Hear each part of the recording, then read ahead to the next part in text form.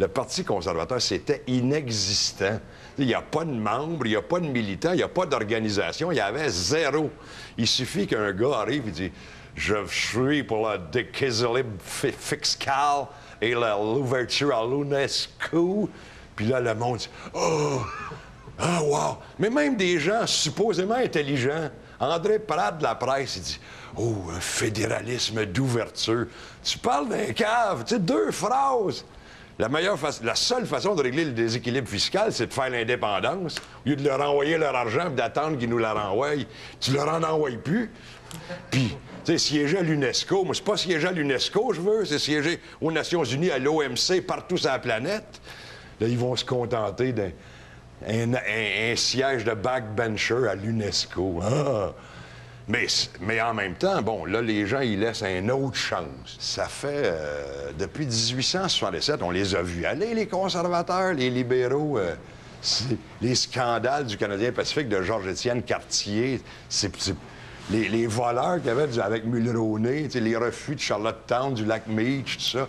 Vous n'avez pas encore compris. L'ultime chance, ça va être jusqu'à quand?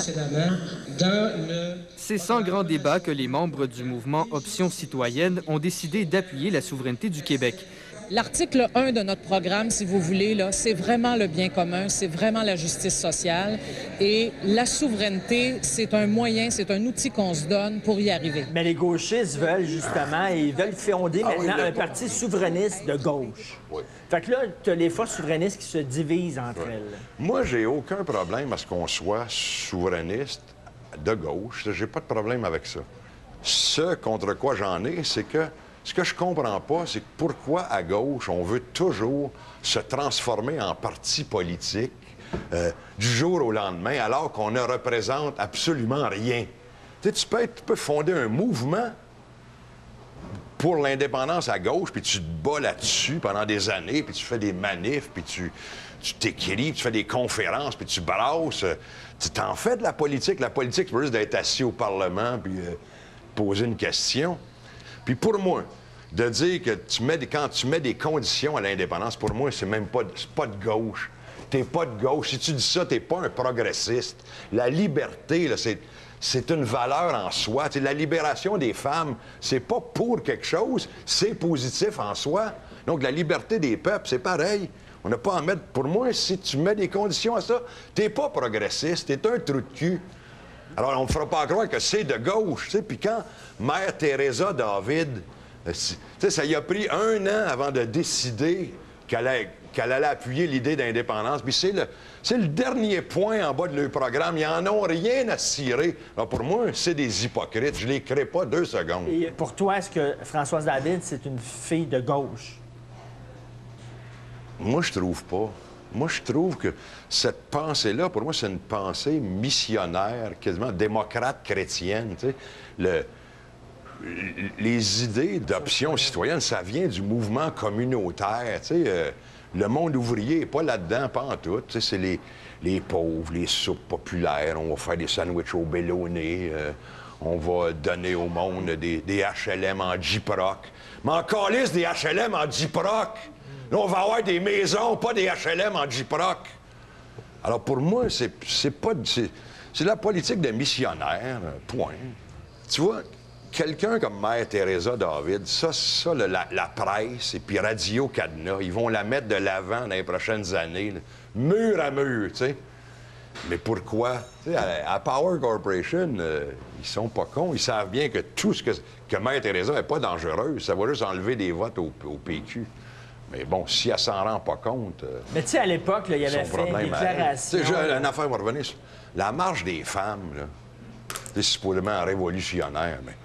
Moi, quand la presse appuie ça, puis quand c'est le jus Oasis qui finance, puis, pour moi, c'est pas révolutionnaire. Le Power Corporation, ils financent pas la révolution. Ils n'ont pas financé le FLQ. Alors, quand ils te financent, c'est parce que c'est inoffensif. À quoi ça sert le Bloc? À quoi ça sert le Bloc? C'est pas ça un peu débile d'envoyer des souverainistes à Ottawa? Oui. Il y a quelque chose dans... Tu sais, je peux t'avouer qu'il y a quelque chose de débile. Mais la solution, c'est quoi? C'est celle qu'il y avait avant, où on envoyait des libéraux, où on envoyait des conservateurs, où on envoyait des NP... On n'a jamais envoyé d'NPDistes. Mais tu sais, au moment où on a élu 75 députés libéraux du Québec avec Pierre-Éliott Trudeau, tout ce que ça donnait, c'est que Trudeau disait « J'ai autant de légitimité que René Lévesque. » Tu sais, ça... Alors, ça nous a jamais rien donné. Tu sais, comme là, l'espèce de phrase ridicule, tu sais, qui dit « Il faut être sur la patinoire pour scorer. » Mais tu dis, quand on a eu, tu sais, on a eu Jean Lapierre comme ministre, ça a-tu donné quelque chose? Lucienne Robillard, Madame Froula, machin, avec sa sauce à spaghetti, ça donne-tu quelque chose? Ça donne rien. Puis quand tu joues au hockey, moi, je veux bien jouer au hockey, mais là, tu joues contre 10, plus les arbitres, plus le gars qui passe la Zamboni, plus... moi, je veux pas jouer à ça.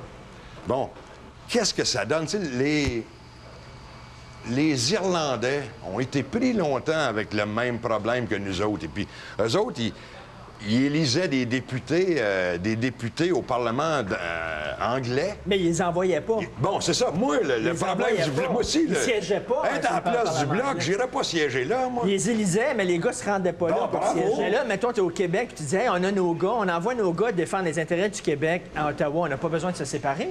On n'a plus besoin de se séparer. Ils sont là pour défendre nos intérêts. C'est parfait. Si c'est ça, tu as entièrement raison, puis je suis un cave. Mais d'autre part, tu sais, les gens disent « Oui, c'était supposé durer 6 mois. » Les luttes sont longues et difficiles et pénibles et tout croche. Et des fois, ça n'a pas d'allure. Mais c'est ça, la réalité. Des fois, c'est à s'arracher les cheveux. Tu sais, comme juste là, tu regardes une remontée des... Tu sais, en 2 semaines... tu sais, un matin, j'écoutais les gens dire « Oh, le Bloc a pas vu monter les conservateurs. » Y a-tu quelqu'un qui les avait vus monter? T'sais, il y a 2 semaines, c'était inexistant. Mais tu sais, le monde, il vote sur quoi? C'est la couleur de la cravate. Il est jeune, il est plus beau. Mais tu sais, Harper, t'as avec sa tête carrée. Est-ce que tu penses de voir ça de ton vivant, toi, l'indépendance du Québec? C'est pour ça que tu as arrêté de fumer puis tu as donné 50 plus? Non. Non, moi, j'aimerais ça, voir ça, parce que... Je sais pas, mon père m'a raconté que... Mon père, il a gagné les élections une fois dans sa vie. C'était à la fin de sa vie, quand le PQ est rentré. T'sais. Donc, toute sa vie, il a été pour le Bloc populaire. Mon père, il avait voté... Tu sais, tantôt, on parlait du NPD. Mon père, il avait voté CCF, l'ancêtre du NPD, dans les années 50. Tu sais, les progressistes au Québec, là, dans les années 50, c'est Gaston Miron, Ferron, Michel Chartrand... Vadeboncoeur. Dans les années 50, ces progressistes-là sont allés du bord du NPD. Mais ils ont bien vu qu'il n'y avait rien là, tu sais. Mais on dirait qu'on n'apprend pas des leçons de l'histoire. 50 ans plus tard, un zozo comme Lauzon refait les mêmes erreurs qu'a fait Ferron et Gaston Miron et Vadeboncoeur, tu sais. Puis t'as plein de jeunes qui s'en vont au NPD, militer. On dirait qu'on n'apprend pas de nos erreurs. Penses-tu qu'au lendemain d'un référendum, ça va être la joie, tout le monde va se tenir la main, puis ça va être fantastique, puis il n'y aura pas de problème? Ben non, tu sais, au lendemain de l'indépendance, la vie continue. Tu sais, bien encore, il va encore avoir des pollueurs, il va encore y avoir des inégalités entre les hommes et les femmes. Au lendemain, il y a encore des riches puis des pauvres, des tatas puis des niaiseux, des racistes et du bon monde. T'es un peuple comme toi, tu sais, ni meilleur ni pire que tous les autres peuples de la Terre, mais au moins... ce peuple-là va s'être donné un État, tu sais. Tu sais, je regardais, mais il y a quelques mois, tu sais, Mère Teresa David, tu sais, qui défendait la souveraineté de l'Irak. Moi, je suis pour. Mais tu dis, la souveraineté du Québec, ça vous dérange pas, ça? Tu sais, les gens, ils se battent pour l'indépendance du Timor oriental, de l'Ossétie du Sud, du Haut-Karabakh. Tu dis... Ici, si c'est bon pour si c'est bon pour les Ossettes, pourquoi c'est pas bon pour nous autres? Pourquoi l'indépendance? C'est parce que, tu sais, la culture va bien au Québec. Tu peux naître et mourir en parlant français. Toi, tu fais tes films, tu es financé par Téléfilm. Okay, ouais. Pourquoi? Il n'y a pas l'armée dans les rues, on n'a pas les chiens après nous autres. Parce qu'ils n'ont pas besoin. Mais quand ils en ont besoin, là, oui, l'armée. Le reste du temps, d'abord, de ça, tu les achètes. Tu achètes les intellectuels québécois. Toutes les universités sont pleines de professeurs aussi, payés grassement par des chaires de recherche du Canada.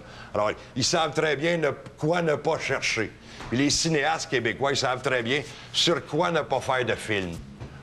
Je le sais, je suis dans le gang.